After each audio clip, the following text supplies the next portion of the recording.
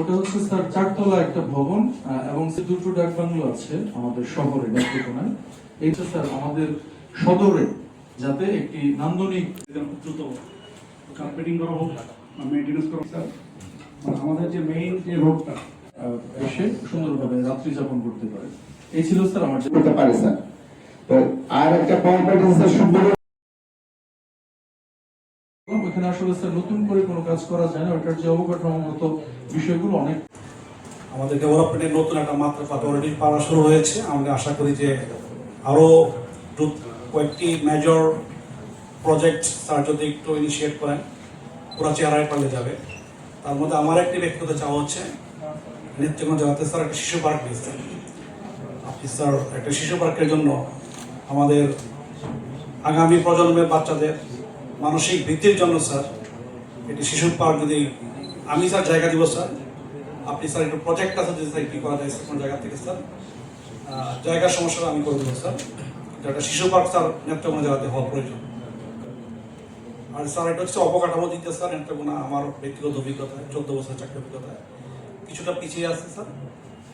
আপনি স্যার অনেক ইনিশিয়েট নিয়েছেন স্যার, আর একটু গিয়ার আপ করলে আমাদের যদি অবকাঠামোটা হয় স্যার, আমরা যে ট্যুরিজম নিয়ে স্যার যেটা ভাবতেছি স্যার তোমাদের যে বড় স্ট্রেংথ, যদি আমাদের অবকাঠামো না থাকে স্যার আমরা ট্যুরিজম কিছু ডেভেলপ করবো না, বুস্ট আপ করবো না। সুতরাং এইখানে স্যার আপনার একটু সুদৃষ্টি স্যার আমরা ওভারঅল কামনা করবো স্যার।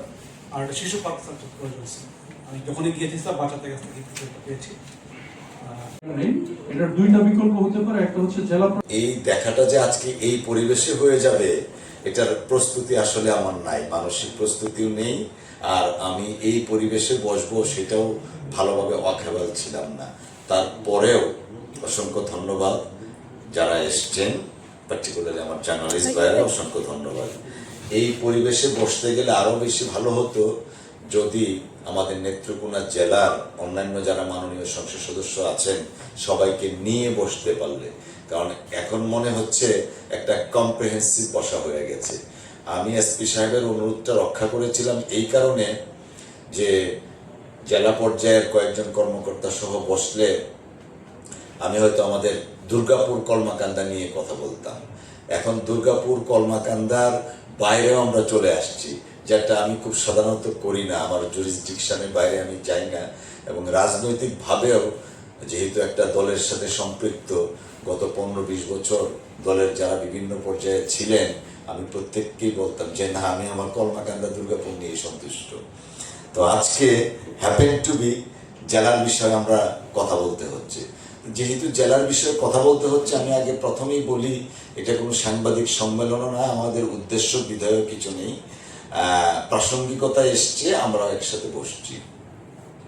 তাদেরকে অনুরোধ করবো, পাশাপাশি যারা এই আমাদের নেত্রকোনা জেলার মাননীয় সংসদ সদস্য অন্য যারা আছেন তাদেরকে অনুরোধ করব, আমরা এই 5 জন যে এমপি আছি এই এলাকার সবাই আপনাদেরকে সহ আরেকদিন বসার জন্য। আমার মনে পড়ে ভূমি মন্ত্রণালয়ের দায়িত্ব পাওয়ার পরে একদিন বসছিলাম, আর আজকে হলো দ্বিতীয় দিন আসা আমার সার্কিট হাউসে।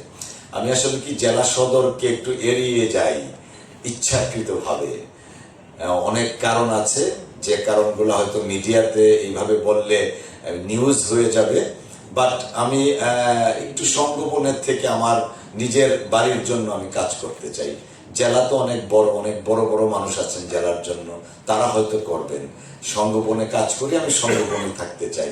যদি কিছু উপকারে আসি পর্দার অন্তরাল থেকে আমি করার চেষ্টা করব, কিন্তু আমি জেলার মধ্যে এসে কাজ করতে গিয়ে আমার নিজস্বতা আমি হারাতে চাই না, খুব বিপজ্জনক হয়ে যাবে আমার জন্য।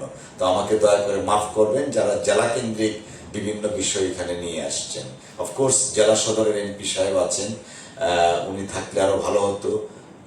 হঠাৎ করে আজকের যেহেতু আয়োজন, যে কারণে উনি উপস্থিত নেই, সম্ভবত উনি দেশের বাইরে আছে। কেন্দুয়া আটপাড়ার এমপি বা মদন মোহনগঞ্জের এমপি, পূর্বদলার এমপি কেউই নাই। তো এটা কেমন জানি আমার কাছে একটু কিছুটা বিব্রত লাগছে। হয়তো বা মাননীয় অন্যান্য সদস্যরা অন্যভাবেও চিন্তা করতে পারেন। আসলে এটা নিতান্ত একটা ঘরোয়া আলোচনার মধ্যে আজকে এটা আনুষ্ঠানিকতায় পরিণত হয়েছে।